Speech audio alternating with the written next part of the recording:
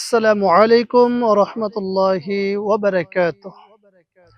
হযরত আবু হুরায়রা রাদিয়াল্লাহু তাআলা আনহু হতে বর্ণিত, তিনি বলেন, একদা এক ব্যক্তি রাসূলুল্লাহ সাল্লাল্লাহু আলাইহি সাল্লামের কাছে এসে জিজ্ঞাসা করলেন, ইয়া রাসূলুল্লাহ, সর্ব উত্তম ব্যবহার পাওয়ার একমাত্র অধিকারী কে? আল্লাহর হাবিব সাল্লাল্লাহু আলাইহি সাল্লাম বললেন, তোমার মা। তিনি আবার জিজ্ঞাসা করলেন, তারপরে কে? আল্লাহর হাবিব সাল্লাল্লাহু আলাইহি ওয়াসাল্লাম বলছেন, তোমার মা। আবার জিজ্ঞাসা করলেন, তারপরে কে? আল্লাহর হাবিব সাল্লাল্লাহু আলাইহি সাল্লাম বললেন, তোমার মা। আবার জিজ্ঞাসা করলেন, তারপরে কে? আল্লাহর হাবিব সাল্লাল্লাহু আলাইহি সাল্লাম বলছেন, তোমার পিতা। মায়ের মর্যাদা ৩ গুণ আল্লাহর হাবিব সাল্লাল্লাহু আলাইহি সাল্লাম এই হাদিসের মধ্যে উল্লেখ করেছেন।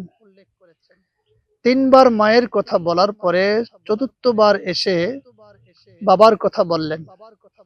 সম্মানিত দর্শক শ্রোতা মণ্ডলী, এই হাদিস দ্বারা প্রতীয়মান হয় সন্তানের কাছে মায়ের যে মর্যাদা, মায়ের যে সম্মান, এটি পিতার চাইতে ৩ গুণ আল্লাহর হাবিব সাল্লাল্লাহু আলাইহি সাল্লাম জানিয়ে দিয়েছেন।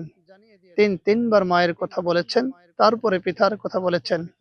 সুতরাং আসুন আমরা এই হাদিসের শিক্ষা অনুযায়ী পিতামাতার সহিত সদ ব্যবহার করে, সর্বোত্তম ব্যবহার করে আল্লাহ সুবহানাহু ওয়া তাআলা আমাদের সকলকে পিতামাতার সহিত সদ ব্যবহার করার তৌফিক দান করুন। আমিন।